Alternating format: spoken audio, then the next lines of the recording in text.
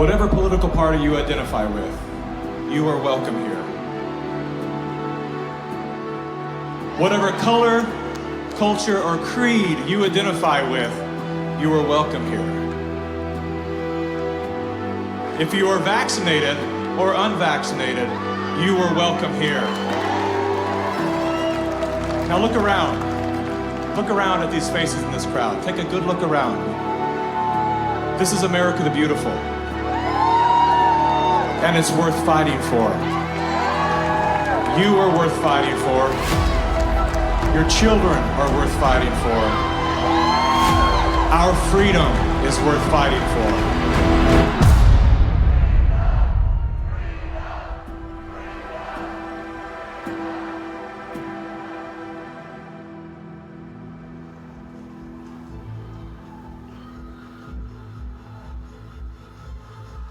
My name is Mickey Willis. I'm a father, a husband, and an investigative filmmaker. I was raised in California by a single mom who did her best to care for 4 children on her own. As a child of the welfare state, I witnessed firsthand what happens to the psyche and spirit of those who become dependent on government assistance. Had my mother known the difference between a hand up and a handout, she may have avoided the trap that kept us living on the edge of poverty, like so many people are today. Living in fear of losing her welfare assistance, Mom remained single and lonely until the day she passed, at 58 years young. Her life was cut short by a combination of toxic cancer treatments and grief. Just 34 days before she passed, her first son, my brother, was killed by a drug called AZT. Hundreds of thousands of innocent people died as a result of that prescribed poison. The pusher of AZT was none other than Dr. Anthony Fauci. The reason that only one drug has been made available, AZT, because it's the only drug that has been shown to be safe and effective. Well, it's certainly nice to know that the future looks brighter. 30 years later, there he was again. Same script, same actors, same performance. These are safe and effective products. Knowing what that man had done in the 80s and 90s, I couldn't believe he was still in a position of such power.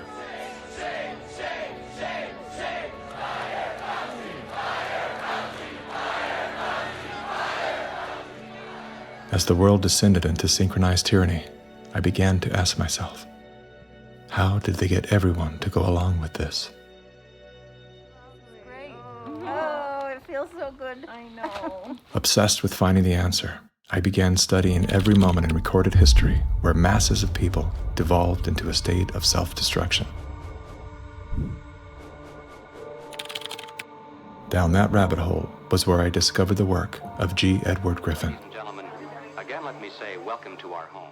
Since the 1960s, Mr. Griffin has been warning the world of the communist plot to overtake America. Yes, I know. Communism. Mr. Gorbachev, tear down this wall. That thing we've all been told fell with the Berlin Wall. How do you measure such an astonishing moment in history? It was Napoleon who said, "History is a lie agreed upon." Ironically, there's no evidence that Napoleon ever said that. As we're about to discover together, much of our history has been rewritten to serve an agenda that up until recently was invisible to the average person. Average, like this guy. Everyone's talking about the necessity for change right now, particularly here in the US. Over the past few months, as a filmmaker, I've had the honor of documenting the political revolution. That was me in 2016, the year of my political awakening. Come on board the political revolution. I was touring with the Bernie Sanders campaign, creating media to help his grassroots movement grow. At that time, I knew very little about socialism and even less about democratic socialism. As it turned out, I wasn't the only one. So my Bernie bros, how do we redistribute wealth through taxation without expanding the powers of the federal government? Bernie Sanders!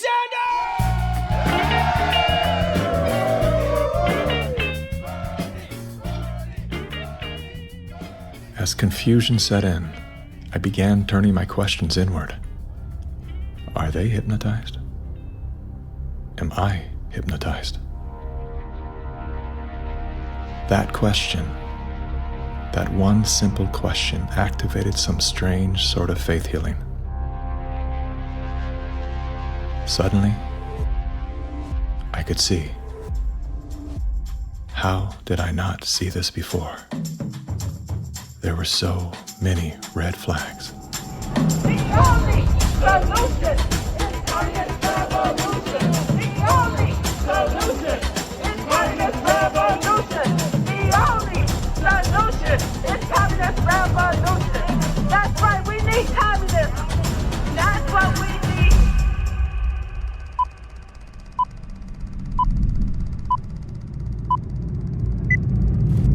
I'm well aware that whether you're here in person or through the medium of motion picture, that for most of you, it's not easy to fit meetings of this kind into your schedules.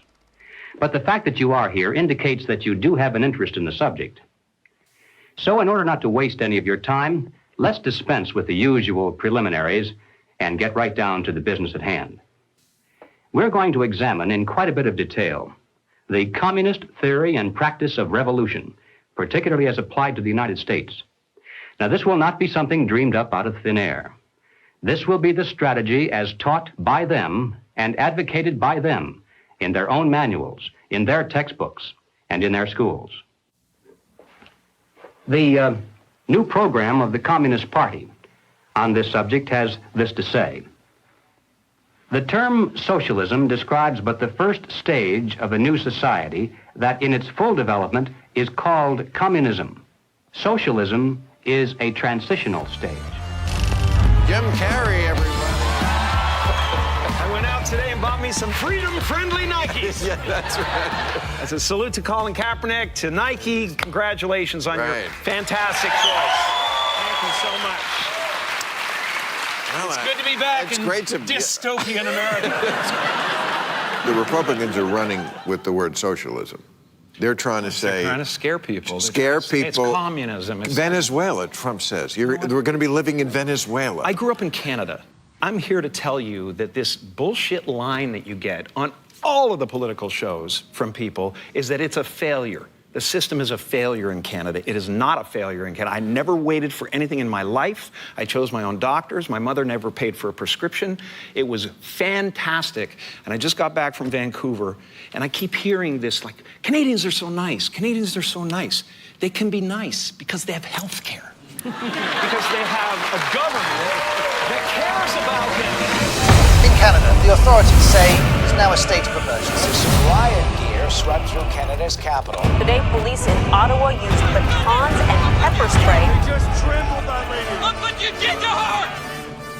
Medical wait times in this country are longer than ever. The cost of living just keeps climbing. There's a socialist coup unfolding in Canada, and we taxpayers are funding it. In the recent years, a lot of Canadians have been watching their once well-regarded country become what some are even calling tyrannical. A country previously hailed as the most free and democratic in the world.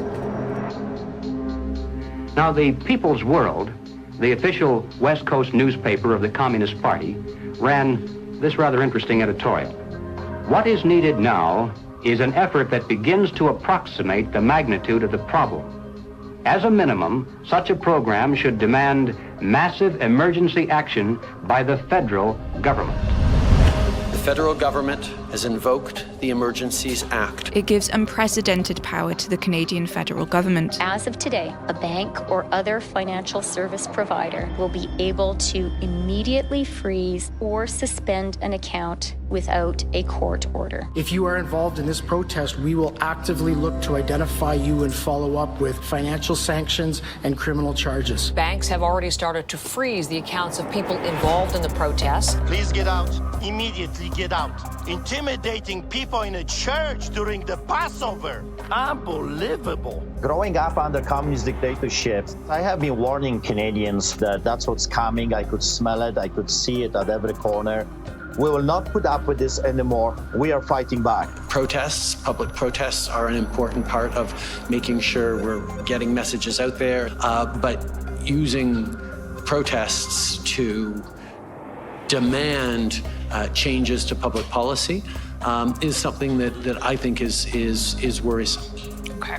So here we have the Prime Minister of Canada saying that, yes, we have a highly functioning democracy and they have the right and freedom to protest. However, if those protests are used to demand change in government policy, then no.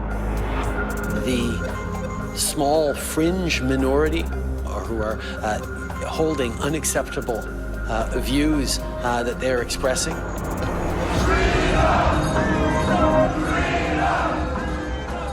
Do not represent the views of Canadians who know that following the science and stepping up to protect each other is the best way to continue to ensure our freedoms, our rights, our values as a country.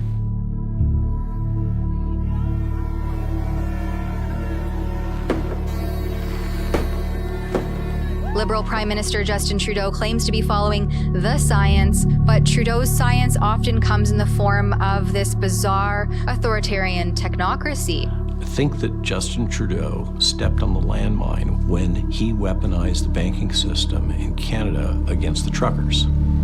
Those peaceful trucker protests, their most violent act was honking their horns. And in retaliation, they had their access to their bank accounts, and anybody that supported them in any way had their access to bank accounts eliminated. And at that moment in time, we all came to realize what was really going down. Even with Sun TV watching for any slip, he was asked which country he most admired and referred to China. There's a level of admiration I actually have for China because their basic dictatorship is allowing them. I applaud China for stepping up. I applaud Canada. You can tell what I'm thinking. A prime minister who openly admires the Chinese basic dictatorship, who tramples on fundamental rights by persecuting and criminalizing his own citizens as terrorists just because they dared to stand up to his perverted concept of democracy, should not be allowed to speak in this house at all. Mr. Trudeau, please spare us your presence. Thank you. Canadians know where I stand. This is a moment for responsible leaders to think carefully about where they stand and who they stand with. While Justin Trudeau makes a compelling case study, he is not the only dictator on the rise. Under the new rules provided by the COVID-19 emergency, many other elected leaders were empowered to show their true colors. Interesting how they all marched in perfect lockstep while chanting the same slogans. This pandemic has provided an opportunity. Here we are now with an economy in crisis, but with an incredible opportunity. It's certainly a major crisis, but it also offers us a unique opportunity. Unprecedented opportunity to rethink and reset. The great opportunity for reset. Opportunity for us to reset. For a reset. It's almost as if they all attended the same school of thought and studied under the same professor.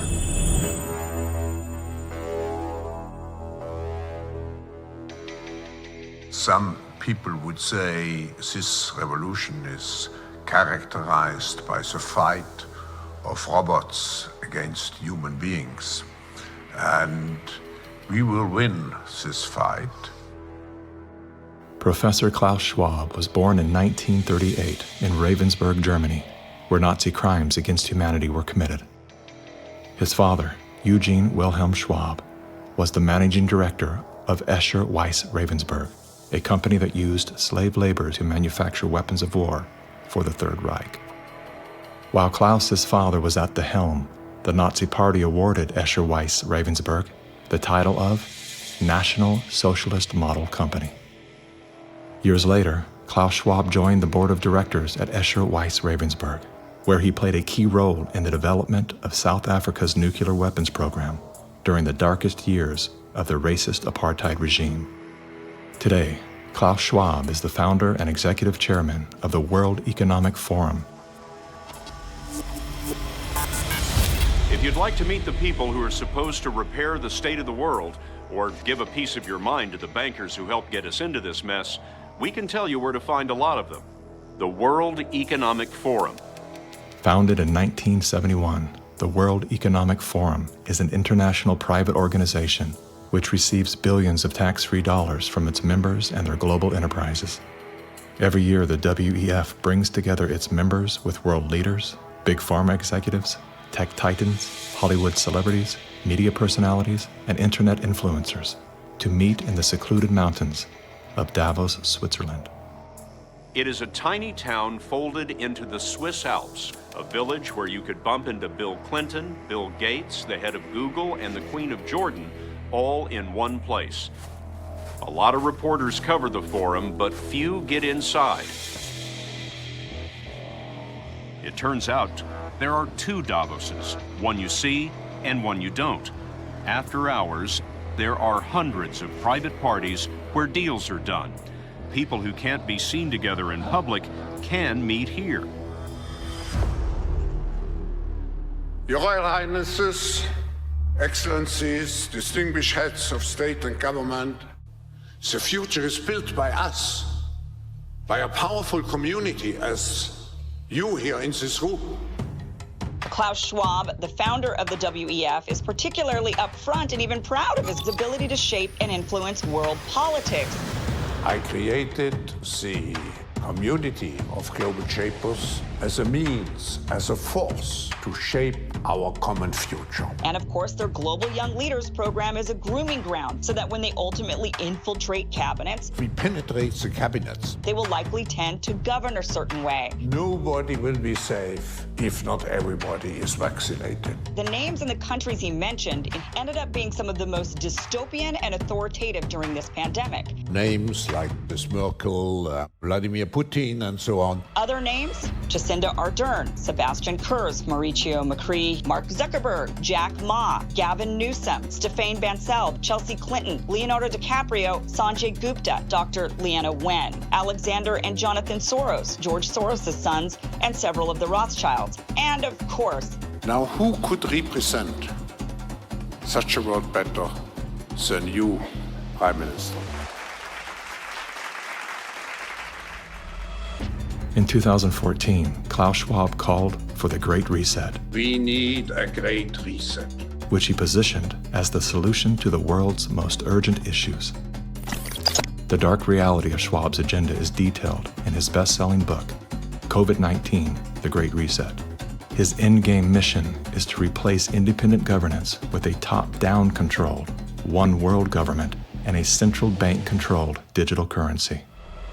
When they say, you'll be happy, what they mean is you'll be enslaved. That's why they're talking about a great reset. That's why they're talking about introducing this quasi-communist, quasi-socialist agenda. They know we've run the course where we cannot continue down the path of the ever-increasing indebtedness because we have a generation that quite literally cannot afford to buy a house. Millions of Americans are priced out of buying a home. And so it's easy to tell that generation, we're going to forgive your college debt, Student debt relief. and set your expectations lower. You're going to rent forever. We're going to celebrate the tiny house movement. We're going to do all of these things which sound cool because they're shaping our narrative so that we become capable of expecting less. What we need to do is not expect less. We need to remove inefficiencies so we can experience more. And that's the subtle distinction that the Great Reset is missing. Like most globalists, Schwab regards Communist China as a shining model of how he intends to transform the world. We now welcome His Excellency Xi Jinping. China has made significant economic and social achievements under your leadership. Chinese influence on global affairs is growing. The founder of the World Economic Forum, Klaus Schwab, says that this is what motivated the group this year to invite President Xi Jinping to deliver the keynote address in Davos. Schwab said Xi's presence was a sign of the shift from a unipolar world dominated by the United States to a more multipolar system in which rising powers like China will have a step up and play a bigger role. I think it's a role model for many countries, but we have to go one step further. It's a systemic transformation of the world. Artificial intelligence, the metaverse, synthetic biology. Our life in 10 years from now will be completely different, and who masters those technologies will be the master of the world. Similar to his protege, Justin Trudeau, Klaus Schwab makes a fascinating case study. Yet he too is merely the master of his own world. Economic Forum. Science is replacing evolution by natural selection with evolution by intelligent design. Not the intelligent design of some god above the clouds, but our intelligent design and the intelligent design of our clouds. The IBM cloud, the Microsoft cloud, these are the new driving forces of evolution. Today, we have the technology to hack human beings on a massive scale. And by this I mean that if you have enough data and you have enough computing power, you can understand people better than they understand themselves, and then you can manipulate them in ways which were previously impossible. You know, the whole idea that humans have this soul or spirit and they have free will, that's over. Now, how exactly will the future masters of the planet look like? This will be decided by the people who own the data. Foreign powers can collect, store, and exploit biometric information from COVID tests. U.S. intelligence officials tell CBS News that China is trying to collect Americans' DNA in hopes of controlling the future of healthcare. China's test kits are a tool to help China compile genetic data. The Chinese aren't the only ones exploring this technology. The U.S. is working on it as well. The White House is ramping up its COVID response, announcing Americans can once again get free COVID test kits as concerns are growing over a rare... Data is the most important asset in the world. Those who control the data control the future, not just of humanity, but the future of life itself. Everywhere she goes, Ouyang Haoyu is followed. What she buys, how she behaves, is tracked and scored to show how responsible and trustworthy she is. It's called the social credit system. A person's reputation is scored on a scale of 350 to 950. It's big data meets Big Brother, expanding how the government monitors, understands, and ultimately controls its 1.4 billion citizens. A good score brings benefits, but people with low scores lose rights. The cinema names and shames people considered untrustworthy, plastering their details, even their addresses, across big screens. And information collectors are paid to report on their neighbors. The Supreme Court has created a blacklist for so-called bad citizens. Among them is this journalist. He got a little too close to uncovering corruption among high-profile party members. He was blacklisted. He only realized when he tried to buy a train ticket. Once you're blacklisted, you can no longer get a bank loan, start a business, buy an apartment, or even send your children to a private school. By using the mechanism of social credit, we'll be able to establish a blacklist of people. These punishments will serve as a whip to rebuild moral values. And few here are willing to criticize it, something that may pose a risk itself for a bad score and the life that comes with it. It may seem scary, but it's just like that here. We're used to it, and anyway, we don't have a choice. China wants obedient citizens. Criticism or resistance among the population is virtually non-existent. This woman's door was kicked in by police when she refused to go to quarantine. Now these videos show rows of metal containers which are being used to house COVID-19 patients. Some of them have complained that very little food is left for them in the freezing metal boxes. Chinese government officials now installing fences in Shanghai, blocking people from leaving their homes. For some, Shanghai feels like the world's largest prison.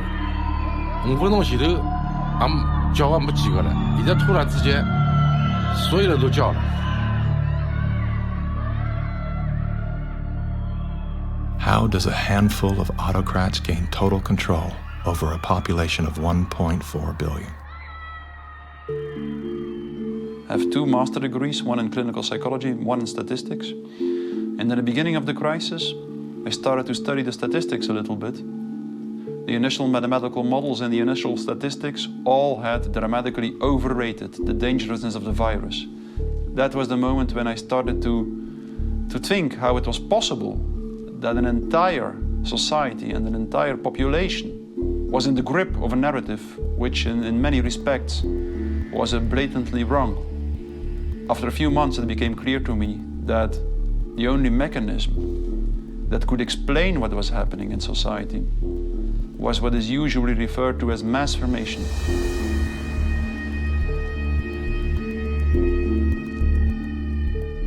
Mass formation is identical to hypnosis.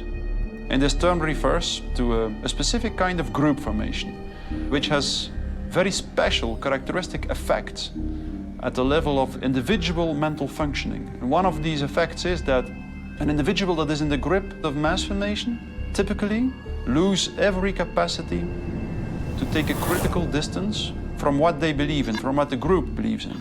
You would think it would be people with lower IQs that would be more susceptible to this, but it seems to be the other way around. Are you seeing this? I have seen this, and it does seem to be predicted by educational status and IQ.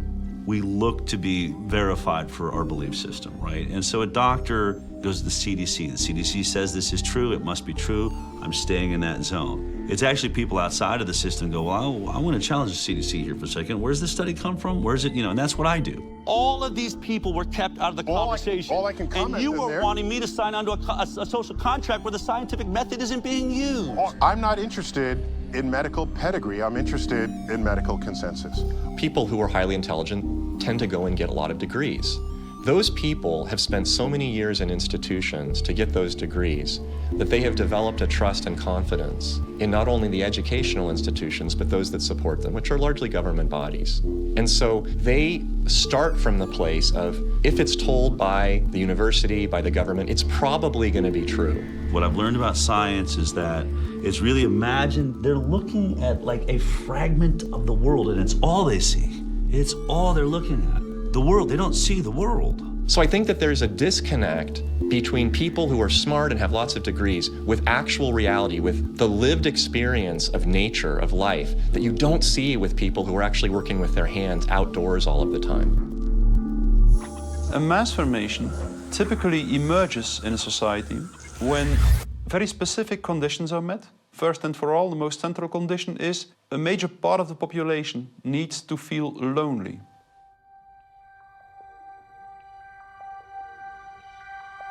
Doctors say the very rules to keep people safe from the virus are doing great damage when it comes to anxiety, depression, and even suicide.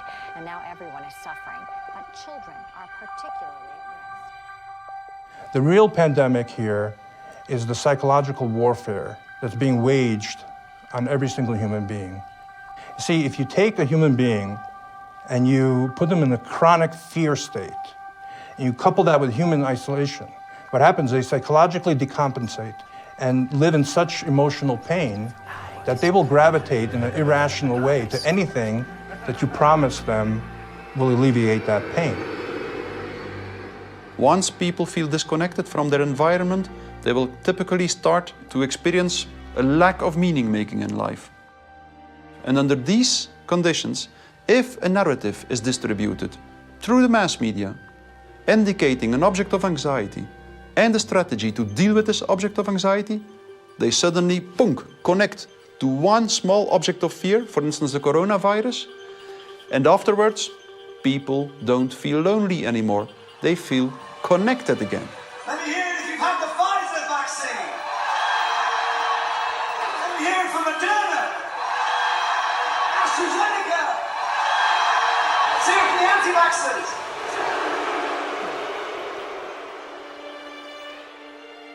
The new kind of social bond is highly problematic, just because the connections between the individuals even deteriorate more, and the bond between the individual and the collective becomes stronger and stronger and stronger, which make them willing to sacrifice everything for the collective. Its health, its wealth, the future of its children, everything. Something else that is really characteristic of individuals in mass formation is that they become radically intolerant for dissonant voices. The people who are not getting vaccines, it's time to start shaming them. What else? Or leave them behind. Vaccinated person having a heart attack? Yes, come right on in. We'll take care of you. Unvaccinated guy, rest in peace, Wheezy.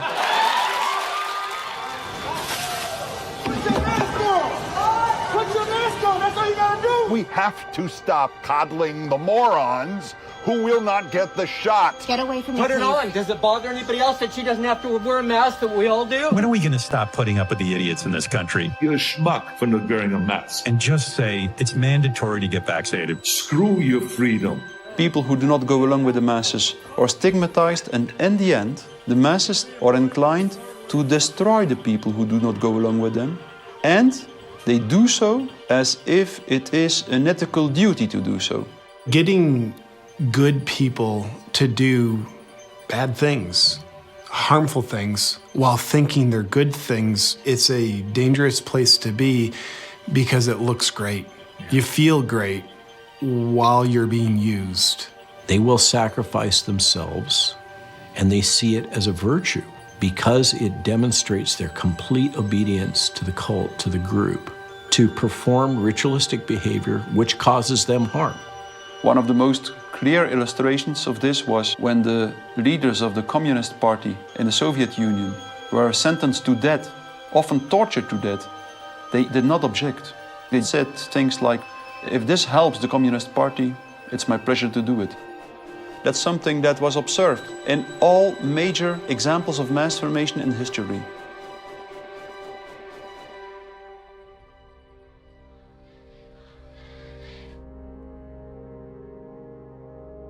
I was born in Communist China 2 years before Mao started his Cultural Revolution.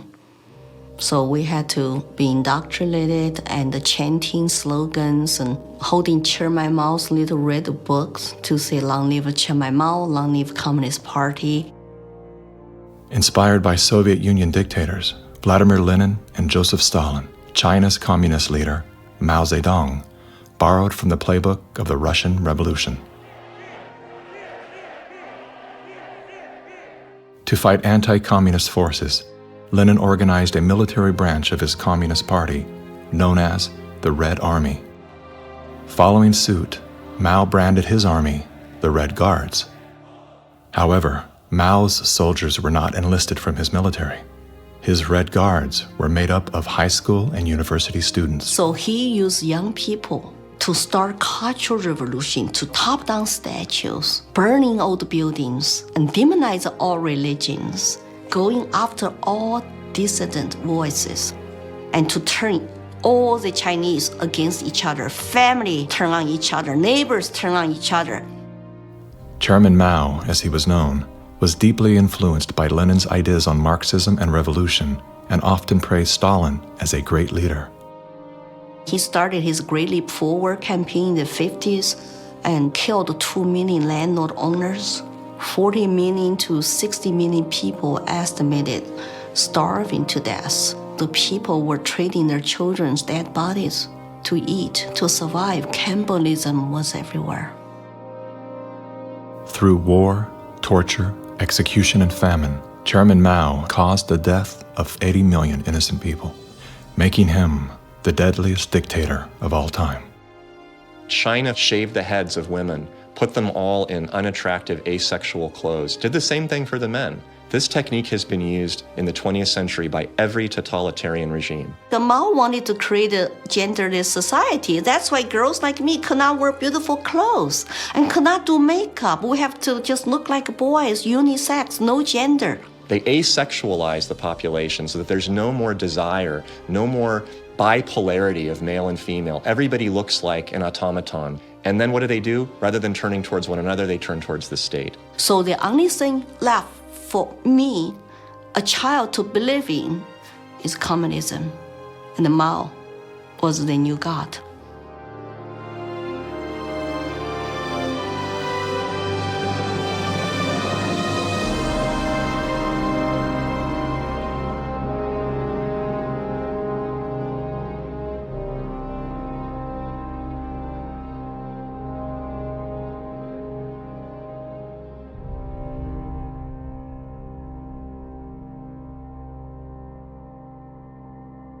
Now, in China, the government is not only cracking down on Muslims, but on other religions as well, as it pushes to assert communist ideology. Here's something else that is banned in China: Falun Gong, a religious movement that emphasizes on spiritual enlightenment and cultivation of virtue.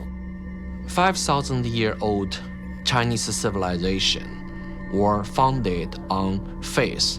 Communist regime is atheist. So any philosophies which encourage people to believe God, believe good things, it's something they don't like.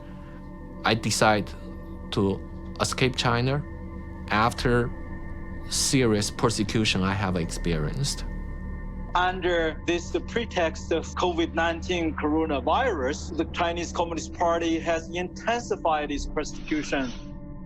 We were arrested several times and detained in various detention and brainwashing centers.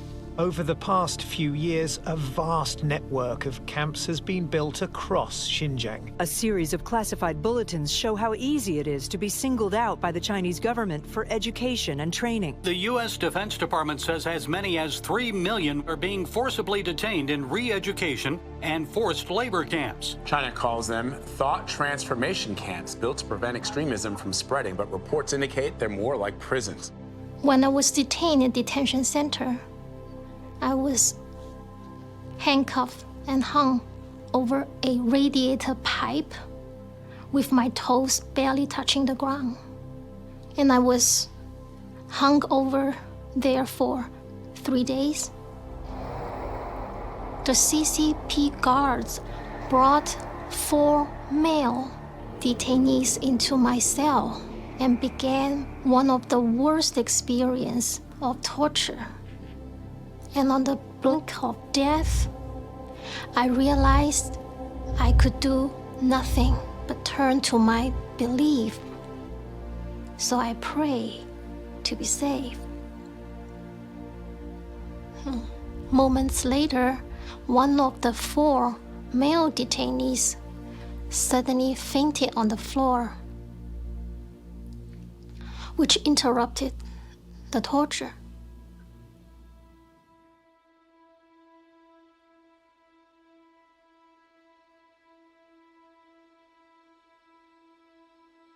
I left China because my parents were heavily persecuted for their practice of Falun Gong. From age 1 to age 5, my grandparents were taking care of me because my parents, they were always inside some dark cells being tortured. My first clear memory of my mother, I was brought to a brainwashing center and saw her being tied up to a chair with like people behind her guarding her, and she had a very thick plastic tube inserted into her nose, and she was being force-fed at the time. She just looked like she was in so much pain, and I was 5 at the time. It's just very traumatizing.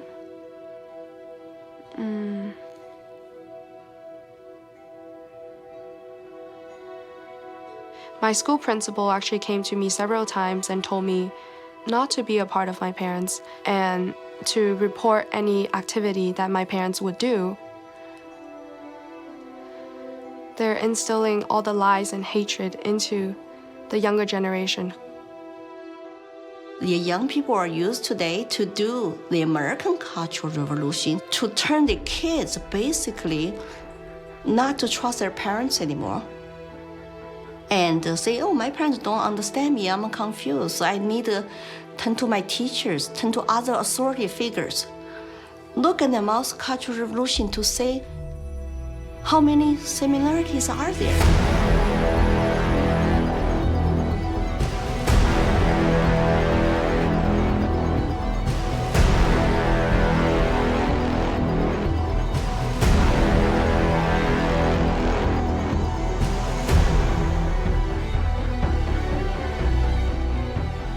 Communism will win.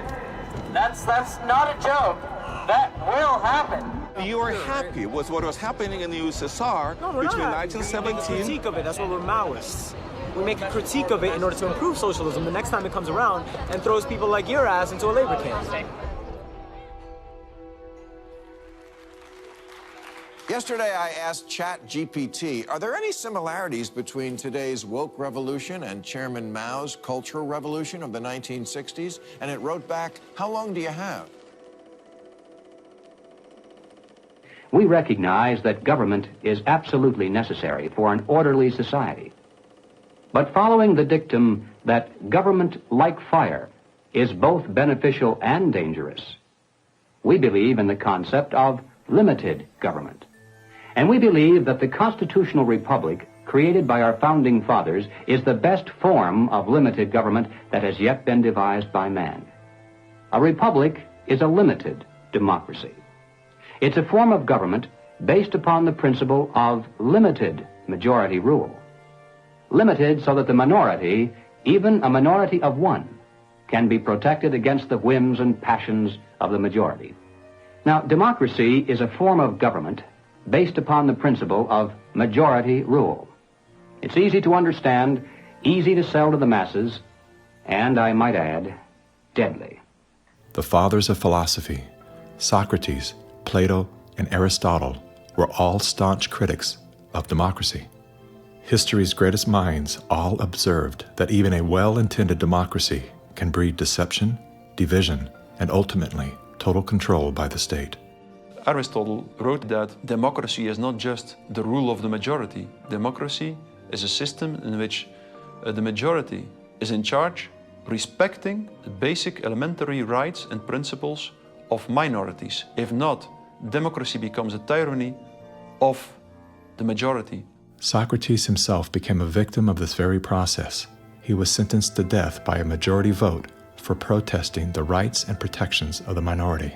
This country was founded on the principle that the individual is sovereign over the institution of government. And it's about a philosophy of governance that says that you are a free individual, or a philosophy of governance that says you're serf and you're subject.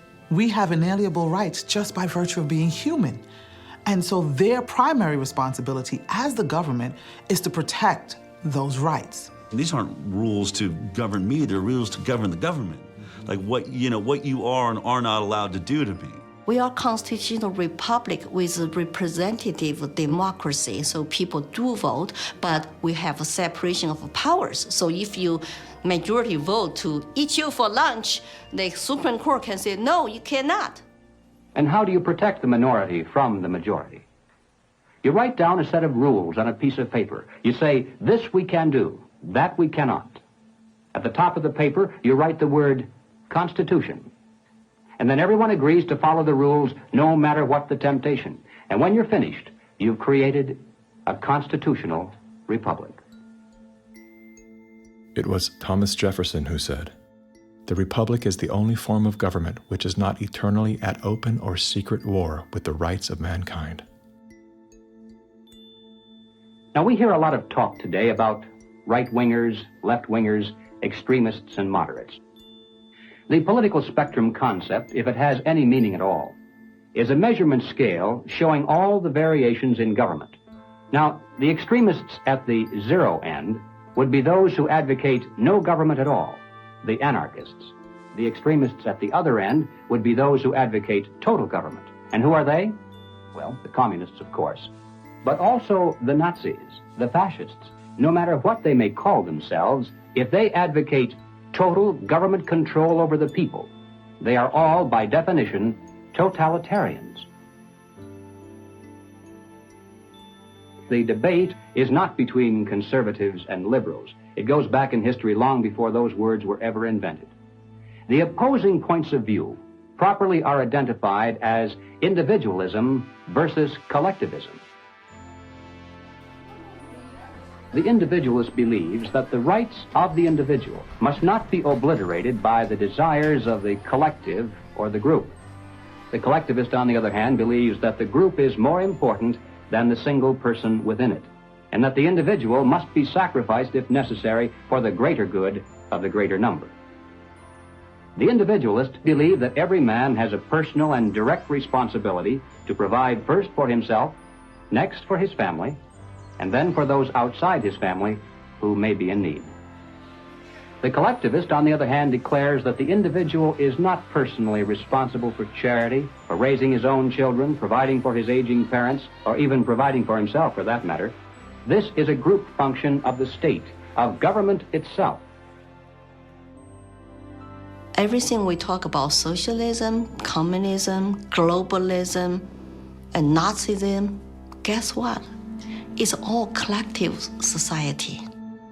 Collectivism on an international level is essentially known as globalism, which is often promoted as a framework for unity and sustainability. Under the guise of philanthropy, the leaders of the globalist movement leverage every possible crisis to advance their plan to replace national sovereignty with a one-world government. We are confronted with so many crises simultaneously. What does it need to master the future? It is the globalists who are behind the destructive new methods of control, like ESG, the acronym for Environmental, Social, Governance. Similar to China's social credit score, ESG is a ranking system that tracks a company or country's carbon footprint, as well as its commitment to diversity and inclusion. A low ESG score can lead to severe consequences, including reputational damage, legal and regulatory actions, and loss of investors and bank credit lines. Within the last decade, numerous nations and thousands of major brands have been coerced to adapt to the ESG program, and today, many of them are paying the price. In 2018, the World Economic Forum published an article on its website entitled, "How We Will Make Sri Lanka Rich by 2025. That article was removed once it became known that food prices in Sri Lanka had nearly doubled and that millions of their citizens were facing starvation. Now, what caused this? Farmers protested and asked the government to work with them on slowly improving farming practices to be more environmentally friendly rather than implementing harsh bans. But the government was more interested in maintaining a high ESG score with its creditors like BlackRock. As a result, food production dropped drastically, with farmers expecting crop losses of 85%. The country had to begin spending money on importing food when it was previously self-sufficient. Sri Lanka is a cautionary tale. What's happening there could be a foreshadowing of what's in store for us if we don't take heed and learn some lessons. The Dutch government was one of the first to sign on to the ESG system. Dutch farmers pleaded that the rush to adapt to extreme new regulations would result in the destruction of the country's food supply. The Netherlands is the second largest agriculture exporter in the world, earning the title of the tiny country that feeds the world. A collapse of their system could trigger a global food crisis. Yet, the Netherlands Prime Minister continued to persecute Dutch farmers until they were forced to revolt. Where do you find still such a prime minister in the world? You find it in the Netherlands, and it's Mark Rutte. And remember, too, the Netherlands is the pilot program of the World Food Hubs, and the World Economic Forum has assigned to the Netherlands what they call this Global Secretariat, using, ironically, a communist term for it. Klaus Schwab's golden pin-up boy, Prime Minister Mark Rutte, is busy fulfilling the agenda of the World Economic Forum's Great Reset by turfing farmers off their own land. Perhaps the most important lesson I've learned in my years as Prime Minister of one of the world's most outward-looking trading countries is that national interests are often best served by international cooperation. Schwab has sold this idea because they're up against the wall. Okay, you have all these governments that are basically broke. So what will happen is if they defaulted, then all the people who have lost their pensions, they've counted on it, and they're going to be storming their palaces with pitchforks.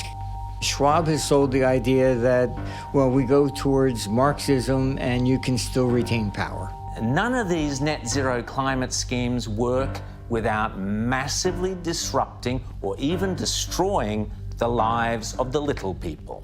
If you think about what created wealthy people wealthy throughout the many years of our human history was the ownership of land. And you have governments right now that are looking to take ownership of real estate, and it's happening everywhere. And you have this movement of individuals kind of going like, hey, like people should never profit off of real estate.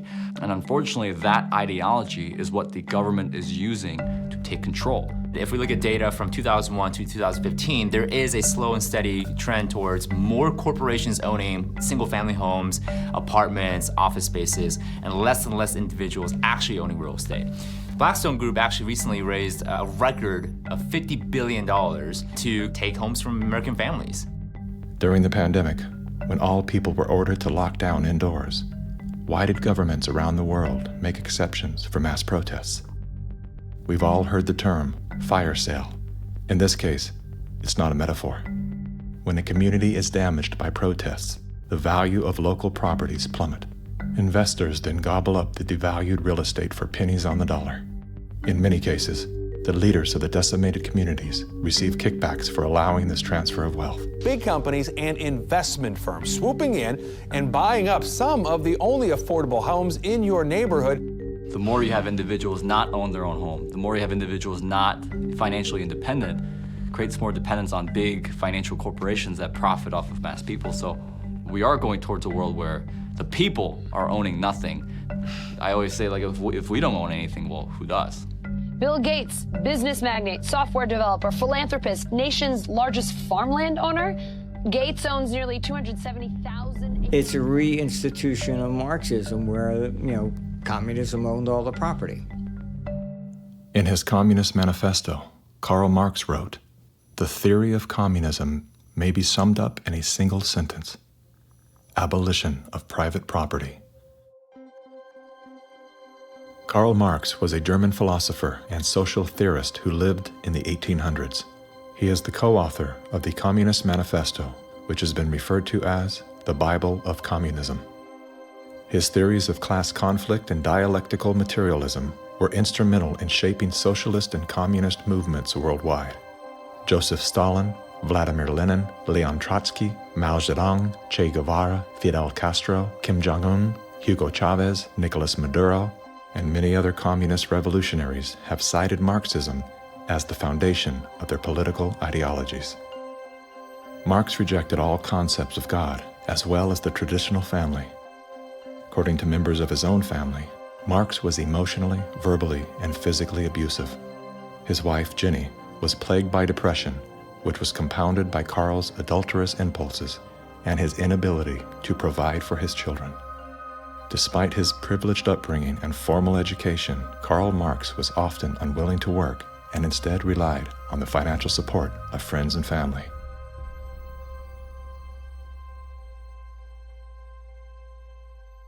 In 1943, the following directive was issued from party headquarters to all communists in the United States.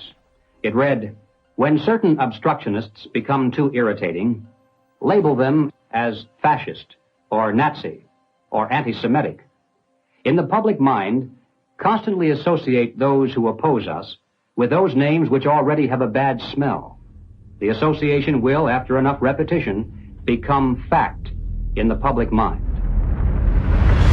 The founding fathers were racist, misogynist, Fascist political party, radicals on the far right, anti-Semitic, xenophobic, Transphobic, Uncle Tom's white supremacist, domestic terrorist, neo-Nazi organizer, Nazis. You are an anti-vaxxer, anti-vaxxers, racist. Name calling is their number one bullying tactic, and they apply it unremittingly to anyone who questions their dogma or says something they find unacceptable or offensive. Part of the system.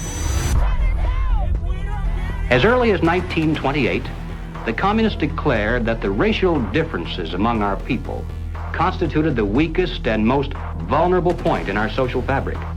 By constantly probing and straining at this one spot, they calculated that eventually the cloth could be torn apart and that Americans could be divided, weakened, and perhaps even set against each other in open combat.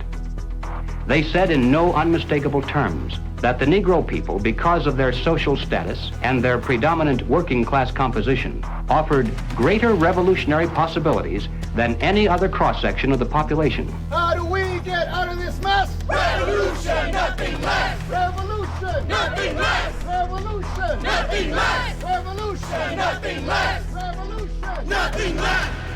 The communists call not only for extensive chaos within the cities, the plan is for raging fires from one city to the next. The average American, they say, soft and decadent, when he sees billows of black smoke rising from one horizon to the other, when at night the only light he has to see by is the flickering red from flames leaping into the sky, he'll become paralyzed with fear and panic and do nothing to interfere with the guerrilla bands as they strike at the community's power centers. To justify violence, they have to be able to claim that they're liberating people. And if people are to be liberated, then it's necessary to go through the motions, at least, of pretending that they have a right to form a nation of their own. The Communist Party called for their liberation, to break away from the United States and to set up their own nation within our borders. Activists now control a barricaded area. It's been called an autonomous zone. They want it to be free of capitalism, state authority, and police. To take the United States, all of the United States, it'll be necessary, they say, to involve white people as well as black, and in general, to escalate the revolution in America from race war to class war. Feed the rich and feed the poor. This is class war. Now, when they talk about pressure from above, they mean using their people and their influence within the very government marked for takeover to bring forward official recommendations for legislation. The recommendations, of course, are offered supposedly as solutions to national problems, but when passed into law, their only real effect is to vastly increase the power of government and to move the country that much closer toward the ultimate goal. The pressure from below, then, involves using their influence over the various mass membership organizations of the country to create the appearance of great popular support for these recommendations. Of course, the members of those organizations must never suspect that they're being used to promote the communist program. Now, the silent majority, the average person, is caught right in the middle. He looks above and sees highly respected spokesmen for government calling for socialist legislation. He looks below and sees mobs of demonstrators shouting for the same thing. He says to himself, has everyone gone crazy or is it me? Now, he's still in the majority, of course, but he doesn't know it. He thinks he's helplessly outnumbered, and he bows to what he thinks is the democratic will of the majority. Here's an interesting thing I've noticed is even with a lot of these ideologies, right, with what people call these days, woke, if people were these horrible, awful, bigoted, racist, xenophobic, white, it wouldn't even work. The only reason it even works is because people are so compassionate that I want to make sure I use the right words and I say the right phrases. So you're actually weaponizing the fact that people are decent people, and you're taking that compassion and you're targeting it at, this is the group of people who you should be angry at. They weaponized human compassion. We mustn't kid ourselves into thinking that the communists have placed their agitators only into the black communities. They're working both sides of the street. They want hatred, violence, and bloodshed between the races, and they don't care how they get it or whom they use, even children if necessary. My young comrades. Hi! This is my way of figuring out if you've been tainted by the patriarchy. Patriarchy? Oh! This looks creepy. It looks creepy. Why? There's just like this thing about white people that just makes me be like... Oh, looks like Donnie got a full cookie. Because he's a white man. Say it with me. Structural racism! Yeah! You may have wondered why the Communist Party has been a staunch supporter of the drive to place a black studies curriculum into our high schools and colleges. The reason becomes obvious the minute you take a look at the textbooks and the study guides. Schools are now radicalizing our kids. I mean, this is the volume of the book from Critical Race Theory, and it literally says here, whiteness is a bad deal, and it has a symbol of Satan. You gonna deliberately teach kids this white kid right here got it better than you because he white? You gonna purposely tell a white kid, oh, the black people are all down to suppress? How do I have two medical degrees if I'm sitting here oppressed? Not only is it in the schools, but it's in the workplace, it's throughout society. It's destroying this country. If this continues, we will look back and be responsible for the dismantling of the greatest country in the world by reverting to teaching hate and that race is a determining factor on where your destiny lies. Thank you. Sarasota School Board Chairwoman, what has been the worst of what you've had to deal with in terms of community or parental reaction? The calling of names, tyrant, Marxist, communist, and they want to move kids over to charter schools and private schools without the oversight of the state. And that's wrong. Education authorities in the United States are asking the government to use anti-terror laws and involve the FBI against parents who protest against the way their children are being taught.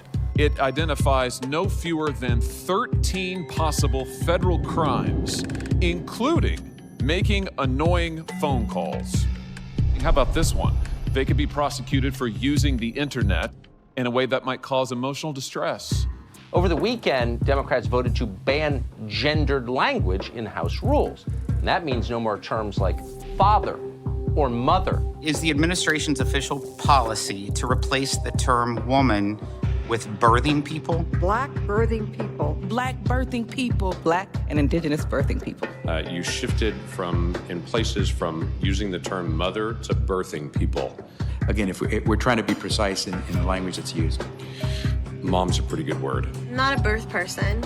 I'm a mother. Can you provide a definition for the word woman? Can I provide a definition? Mm-hmm. No. Yeah. I can't. You can't? Not in this context. So I'm not a biologist. The meaning of the word woman is so unclear and controversial that you can't give me a definition? Do you believe then that men can become pregnant and have abortions? Yes. Literally everything that was fought for women's rights is going straight down the drain. This environment that has been created and corrupted and manipulated does not respect women, does not respect children, does not respect men. It cares nothing for family. So that's why they have to attack mother and remove father, because she's gonna protect that child, he's gonna protect that woman, and they both are gonna protect society. Good evening. Good evening. Thank you very much. Thank you for your service. When you talk about a parent-child relationship, you're talking about something primal that is in the heart of the liberal, not the Marxist, that's in the heart of the person who's conservative. And they're pushing the boundaries on something that they cannot control. Washington State is on track to lawfully take gender dysphoric children away from parents who oppose transitioning treatment.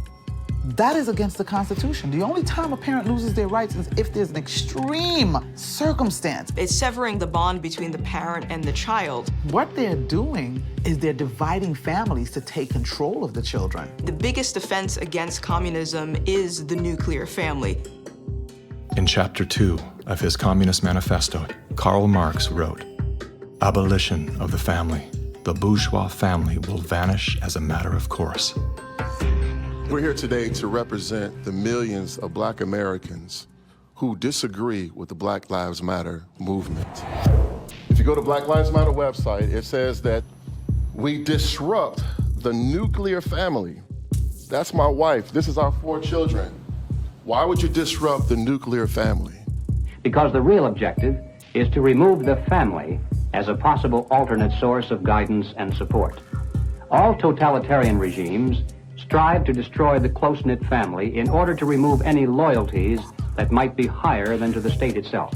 I have seen over the years in my practice a steady decline in the expression of healthy masculinity and healthy femininity. The separation between the male and the female is almost complete now.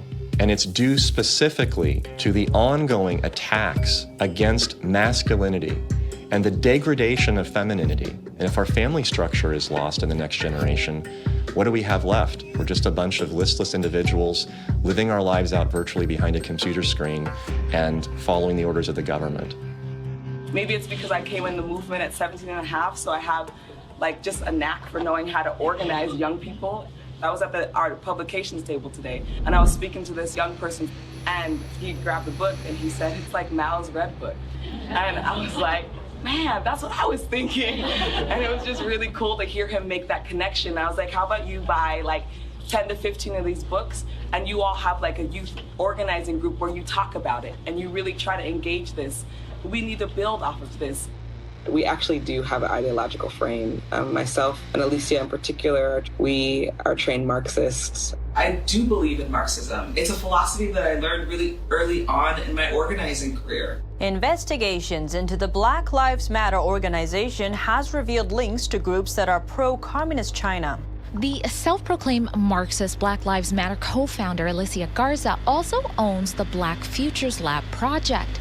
Yet, all would be lost for the Black Future Lab if not for the Chinese Progressive Association. Donations to the Black Futures Lab don't go directly to the foundation itself. The Chinese Progressive Association gets them instead. Through forensic investigations, we now know that the 2020 BLM fiery but mostly peaceful protests were organized and partially funded through a network of pro-communist organizations. One of the groups is US-based Liberation Road, which was founded by a faction of the Communist Party of Vietnam. Liberation Road is allied with the new communist movement and has direct ties to the Chinese Communist Party. The San Francisco-based, communist-rooted Chinese Progressive Association formed a sister company called Asians for Black Lives to serve as a bridge between BLM and the Chinese Communist Party.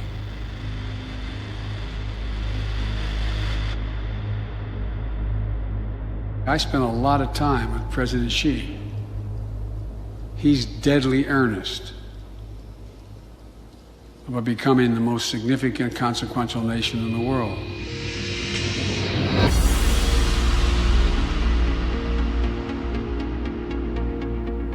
When we speak of China, it's important to distinguish between the people and their oppressive government. And while the Communist Party of China is undoubtedly America's greatest foreign adversary, it's crucial to recognize that the most urgent threat to the future of the United States resides within its own borders. We're so used to thinking in terms of the old-fashioned concepts of warfare, we fail to realize that the favorite weapons of communist conquest are instead propaganda. Do you know who the greatest propagator of disinformation in the history of the world is? The U.S. government. The slanted view of history. History has been written to tell us a certain story. The 1619 Project is trying to reframe that story. What these people are doing is subverting young black minds to think that the Revolutionary War was fought in order to preserve slavery. And it's based on something that simply isn't true. The tactics of internal subversion. I thought that America was racist. I thought it was patriarchal. I thought our capitalist society was just a means of exploiting people. And I thought all of these things because that is what I was told. The preaching of hatred to incite civil disorder. I want to tell you, Kavanaugh, you have released the whirlwind, and you will pay the price. A California man is facing federal charges for the attempted murder of Supreme Court Justice Brett Kavanaugh. Treason, blackmail, the smear. This is the first time Assange is being questioned over the rape allegations. The LA Times ran an article calling Larry Elder a black white supremacist. All committed by soldiers who wear no uniform and who claim to be loyal citizens of the target country marked for conquest from within. World War III that rages around us right now is a political war, an economic war, a psychological war, a spiritual war. As a matter of fact, the bomb, as a psychological weapon, is being dropped on the American people every single day. You probably assume you're safe. That could be a deadly mistake. Bracing for food shortages. And labor shortages. Shipping delays. Supply chain disruption. A new coronavirus variant. The worst virus variant. Ultra transmissible. It can kill you. It can kill you. A surge in crime. A surge in crime. Acts of terrorism. Domestic terrorism. White terrorism. White supremacy. Mass shootings. And nuclear conflict. World War III. World War III. Vladimir Putin. Russia. Environmental doom. Fire, storms, and deadly floods. I don't want you to be hopeful. Science tells us we have 9 years. This storm will kill you. I want you to panic. It is promoting fear. It will kill your children. Feelings of fear. It will kill your pets. The world is a very terrifying place. Unless you get lucky. I want you to feel the fear I feel every day. Walk me through, if you would, what happens scientifically inside our minds when we're in a state of fear, and then how that affects our external choices and the direction of our lives. This is well known and well researched in the psychological literature and the psychiatric literature, that when someone is afraid, when someone is in a state of fear, that person cannot think rationally. You resort back to a more primitive way of making decisions, which is highly emotionally driven. And when you're placed in a chronic state of fear, as we have been, you end up in a, what I would call a traumatized state, meaning that you're not just momentarily scared, you are frozen. You have seen your ability to think critically suspended. The issue is not about COVID or vaccines or anything else. It's not that. That is the polarizing impulse that gives rise to our general sense of ill at ease, which then amplifies our willingness to fall for reflexive classifications like race or, the isms that we want to fight about. The more we can distract people by creating the illusion that says everything is fearful, the more we can manipulate the population. We were groomed for decades to be fearful, whether it was drop and cover. We must be ready all the time if the atomic bomb explodes. Duck and cover. To protect against the threat of nuclear annihilation, or more recently, the impending ecological collapse of our planet in 12 years that AOC and Greta Thunberg keep warning us about. The world is going to end in 12 years if we don't address climate change. How dare you? All of these fears are grounded to some degree in reality. They're not completely invented, but they are exaggerated so greatly that we cannot actually reason through them anymore. When people are afraid, they won't just accept authoritarianism, they'll demand it. They will demand it. Somebody do something. Somebody take charge and tell me what to do. Like, where do I stand? Where do I walk? What do we do? What are the rules? And again, people in power always use that, right? Where they say, never let a good crisis go to waste. We can take this and we can now enact policies that normally we wouldn't be able to get away with. Maybe in a couple of decades, when people look back, the thing they will remember from the COVID crisis, this was the moment that we agreed to be surveyed all the time. And maybe even after the event is over, maybe we can still keep 30%. And over time, multiple crises, suddenly you have a government or an individual who has far more power than they're actually supposed to. The leaders of the mass, the people who pronounce a narrative in public space, usually are hypnotized themselves. They believe they need to reshape society to be able to deal with the challenges society faces. And they believe so fanatically in that ideology that they think it's justified to manipulate and cheat and to use all kinds of narratives to convince people to go along with that ideology. We're going to go visit Mom. I'm going to bring the home family to see Mom. No. We will shut you down. We will cite you. And if we need to, we will arrest you and we will take you to jail. You either get your tests done and make sure you're cleared, or we will keep you in a facility longer. It's going to be very hard for people to do a lot of normal life unless they can prove their vaccination status. Such as, you're not going to work in this particular agency or institution. You're not going to be able to go to this college or this university. Once we start doing that, you will see more and more people willingly get vaccinated.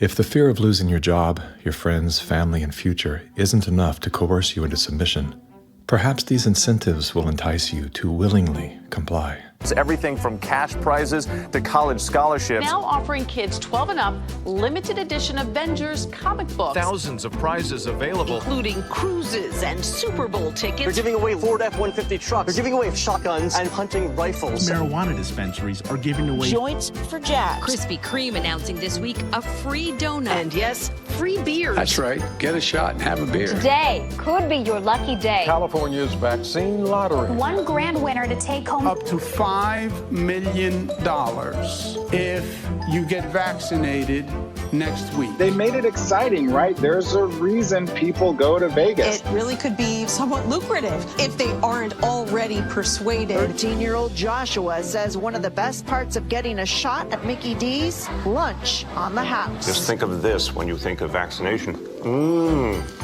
Vaccination. If you need luck with love, dating apps are offering incentives too. A Vienna brothel is providing COVID-19 vaccinations and giving those who take up the offer a 30-minute session with a, quote, lady of their choice. We have finally found the one thing that makes us all more attractive, a vaccination. To love one another, as Jesus said, get vaccinated, get boosted.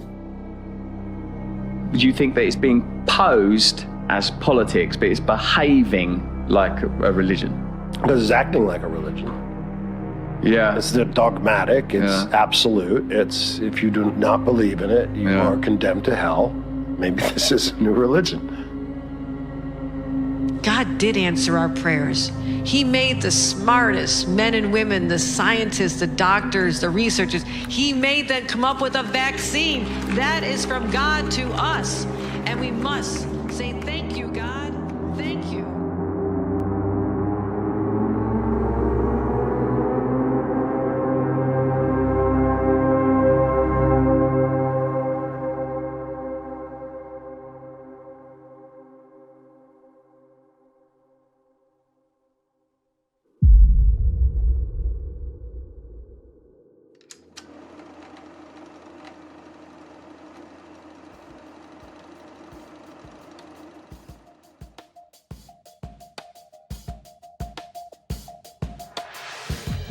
There was a time, and not too long ago, I think, when we could have pulled ourselves out of this without too great a sacrifice on the part of anyone.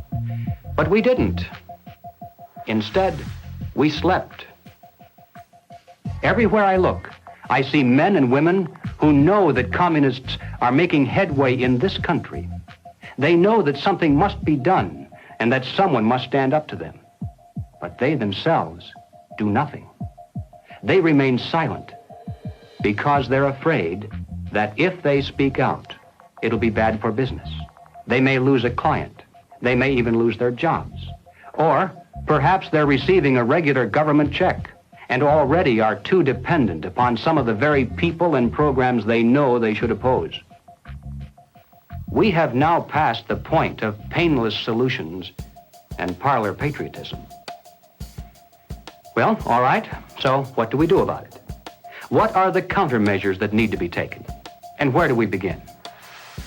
Before we finally win this battle, and I should hasten to say that there's no doubt in my mind that we're going to win.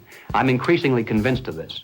But before we finally do see victory, we must carry the truth to every man, woman, and child in America.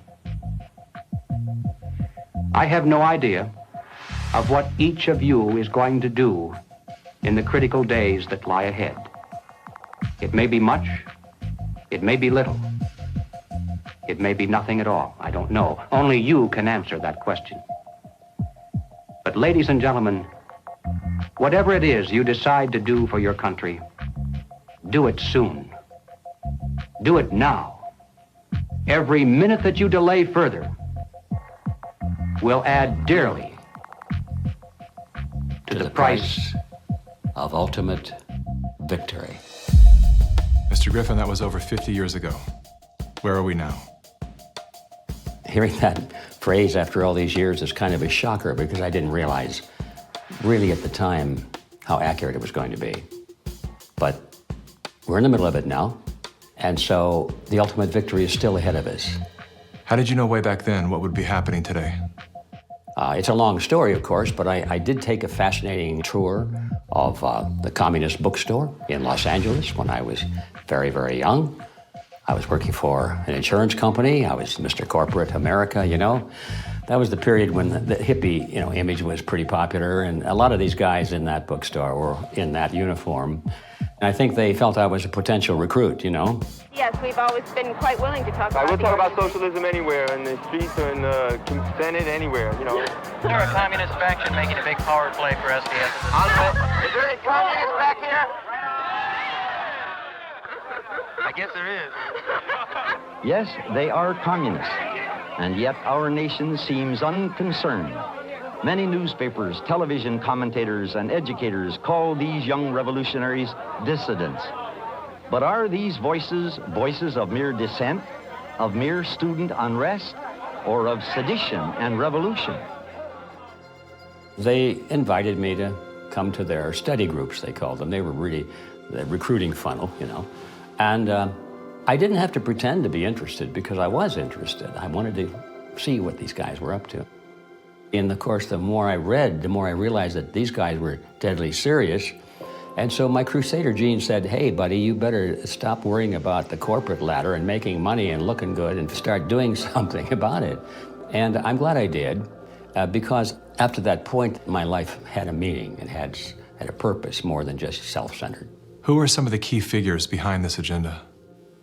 I'm not sure we can name names. We know that there are layers and layers of control and influence, sort of pyramidal in form. At the bottom level, of course, it's just all the common people. Most of them don't even know what's going on. It used to be that an invader could come in with a superior army, and people resent it, but they obey because if they don't, they get killed. Now, if they want to conquer people in this environment, they have to do it through the mind. And of course, today, after all the technology that we have, and the control over the communications and the images and the school system and the media, they have absolute control over the funnel of information that comes to the average person. And the average person, if they're not aware that there's a real war going on for their mind, they will be helpless. And as long as people are on the edge of fear, they're willing to give up their liberties and pay lots and lots in taxes. A tax on carbon.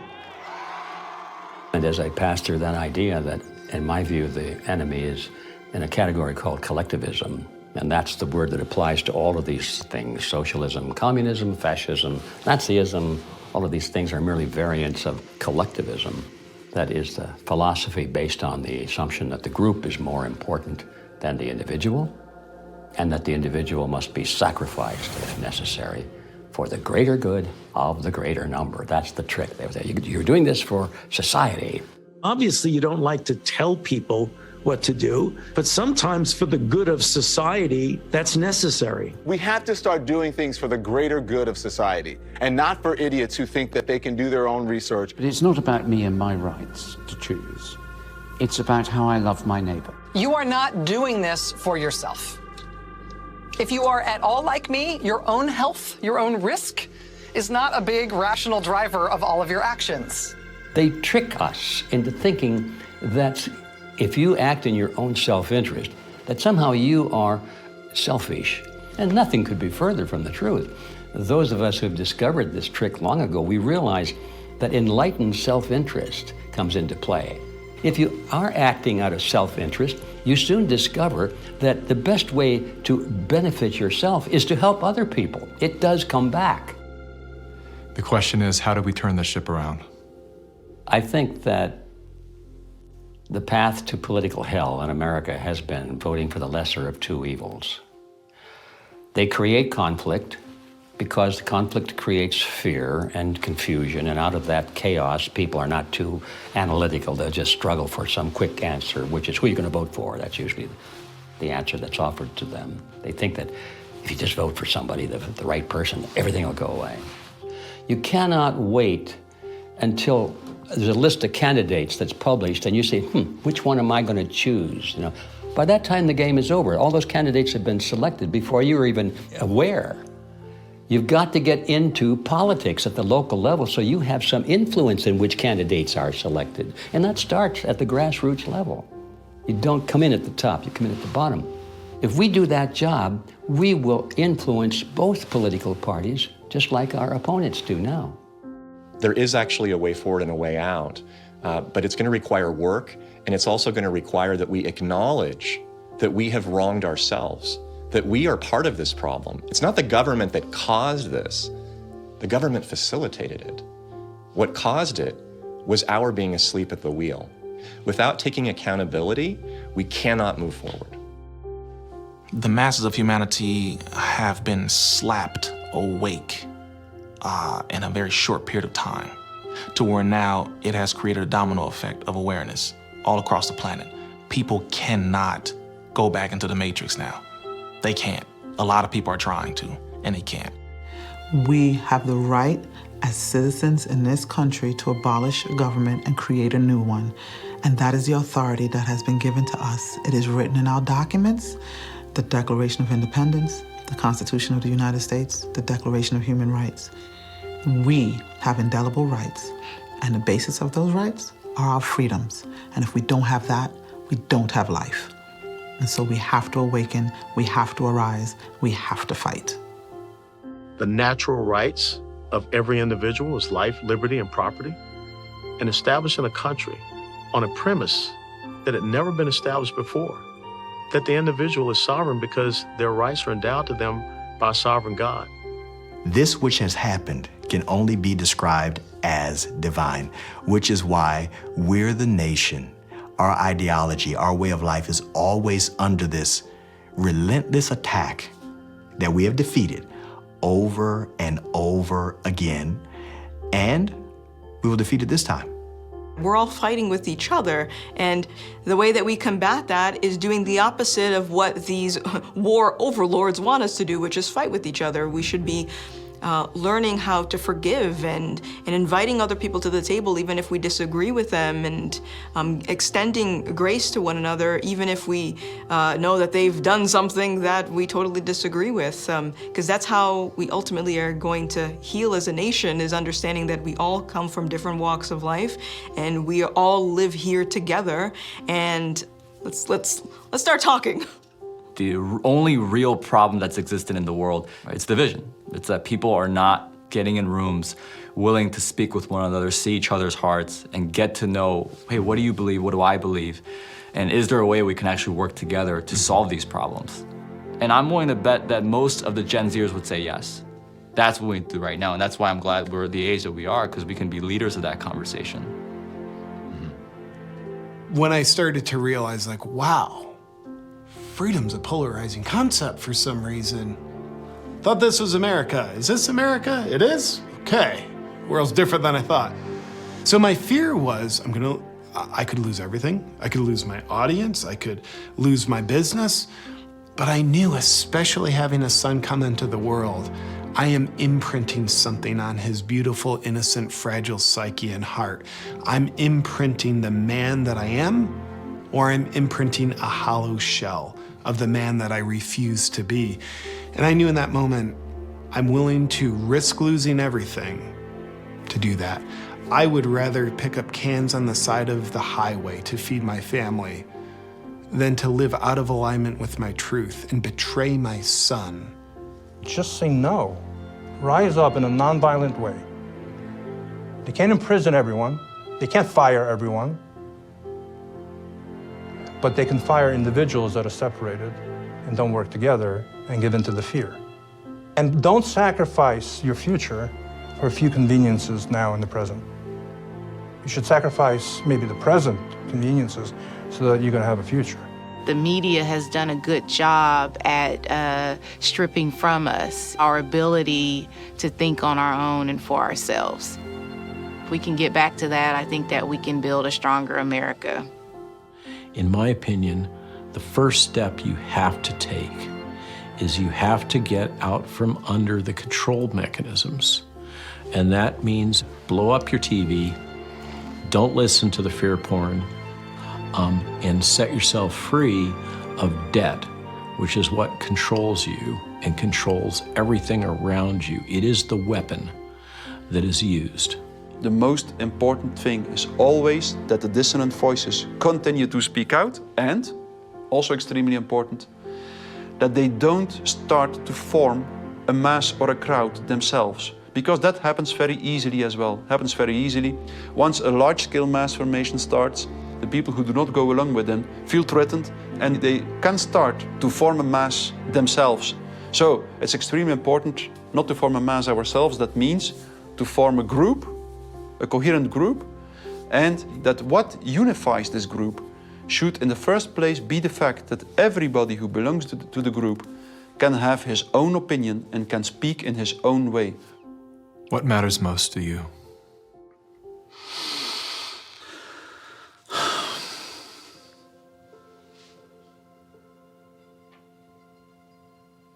I think what matters most to me is freedom.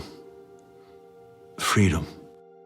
I want as little laws as necessary to keep us from killing each other. I mean, I get it. There's crazy people out there. We have to find a balance. In the end, I want my children to live in a world where they're free to dream, to take risks, to fail, to succeed. Hardship strengthens us. We wouldn't have had the American Revolution and the beta model for the American Constitution, the beta model of a republic in the modern world, unless the tyranny of King George had been unbearable. All the good things in life usually are a result of some kind of a rebound against something that's very not good at all, very painful. I mean, I think about if someone had jumped in there and taken away my failures. I can't do what I'm doing now if someone had kept me from really hurting, really learning lessons that were hard to learn so that I would never make that mistake again. In a philosophical sense, we should be thankful for this movement that's happening, in spite of the fact that it's tragedy and it's hurting people and all that. But without it, we might just go right along in that pot and be boiled in time. But now the frog is jumping out. And we have a chance coming up here now to create a new vision, and it's going to be great. It's a bit cynical, but it is in the end good news that mass formation and totalitarianism always destroys itself in a relatively short time span. And the most important thing, of course, is that you have to make sure that the system does not destroy you before it destroys itself.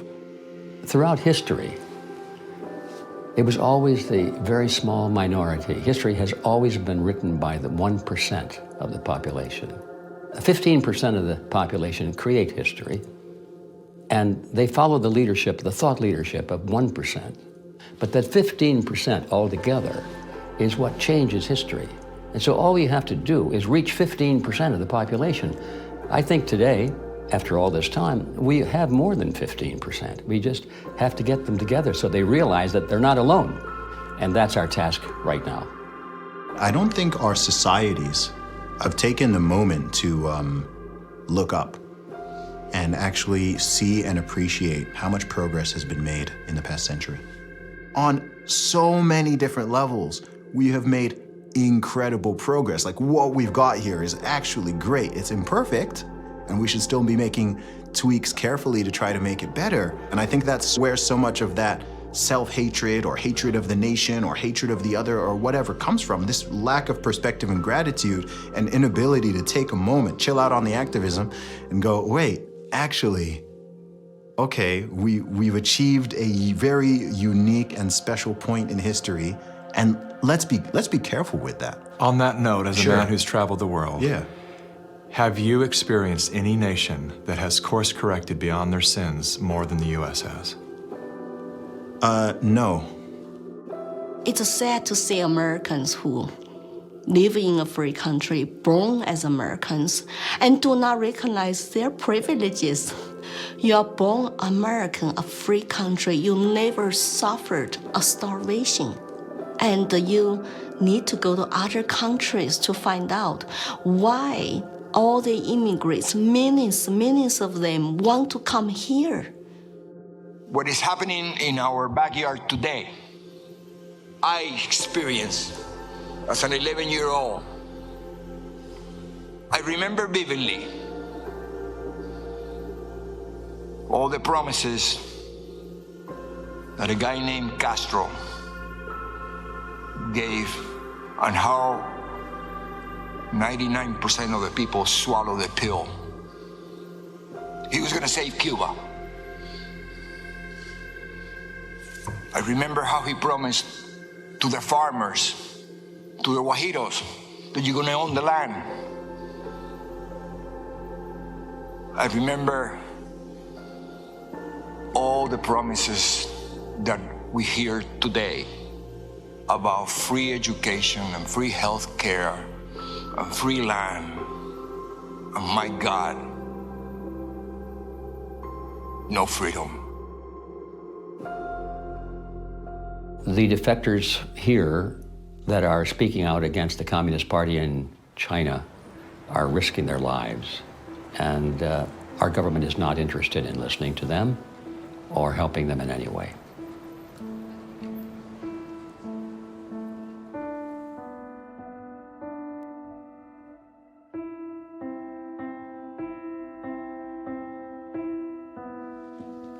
I have been in America for 10 years. I saw a lot of Americans with wonderful hearts. America is a beacon of freedom. I'm happy living in this land to practice my religion and to have a peaceful life. That's my hope. America is last stand on earth for freedom. If we lose this country, the world will be a very dark place. I have 3 children in this country. I want to protect their American dream. So here I am, you know.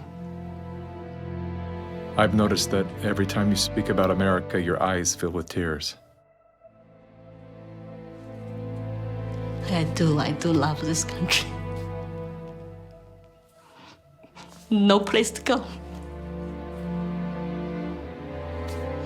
And I just hope people can hear my stories. For past 5 years, I've been telling the same thing. I have no political agenda here. I just want to live American dream and my children live American dream. Sorry about that.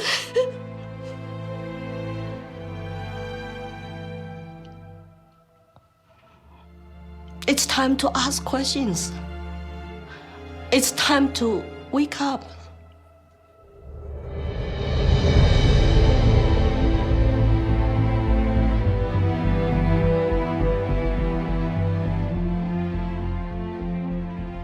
We've been brought together in this moment to face the urgent choice between dehumanization and rehumanization. Dehumanization requires us to do nothing. Nothing other than to allow that process to continue to the point of no return. Rehumanization, on the other hand, requires action. One action: to remember. To remember what we knew as children, when everything was possible, before our attention was captured, before the conditioning set in, before our nature was denied. There's nothing new we have to learn. All we have to do is to remember. And then take the hand of that memory and go out and stand on ground, not concrete, not asphalt. Stand on ground and see if you can feel the heartbeat of a universe that conspired to give you life, so you once again can feel the joy of being completely human.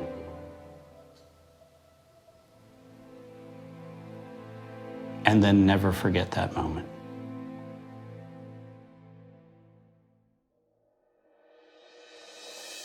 This is the moment for us to activate our innate ability to create solutions. That can only happen through the awareness of symbiosis, defined as a mutually beneficial relationship between different groups. All of life depends on relationships.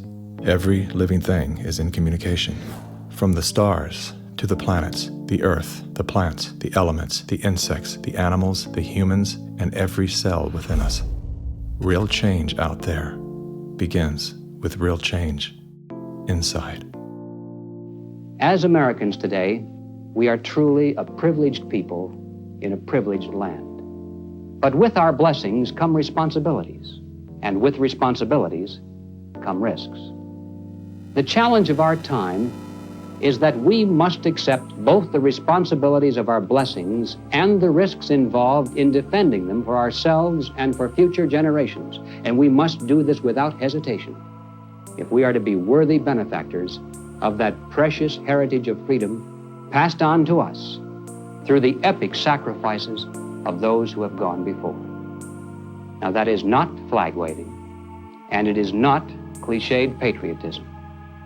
That's a simple statement of the obligations of citizenship in this glorious land, our land, which with God's help we shall preserve.